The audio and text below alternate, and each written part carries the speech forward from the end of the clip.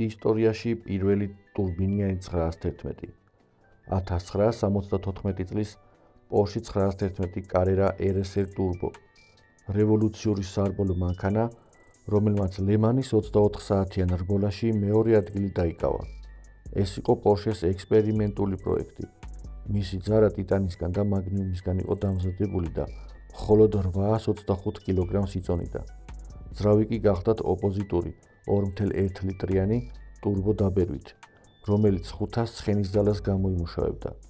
RSR Turbo 0-დან 100-მდე 3.2 წამში ჩქარდებოდა და შეეძლო 300 კმ/სთ სიჩქარის განვითარება. მიუხედავად მეორე ადგილზე გასვლისა, შეიძლება ითქვას, რომ Porsche-სთვის ეს მაინც წარმატებული რბოლა იყო, რადგან ამ ექსპერიმენტმა დაამტკიცა, რომ ტურბო ძრავებს დიდი პოტენციალი გააჩნია, რამაც გზა გაუხსნა მომავალ სარბოლ მანქანებს, როგორიცაა Porsche 926 და ასევე ლეგენდარული Porsche 925, რომელზეც მოგვიანებით შემოგთავაზებთ ვიდეოს.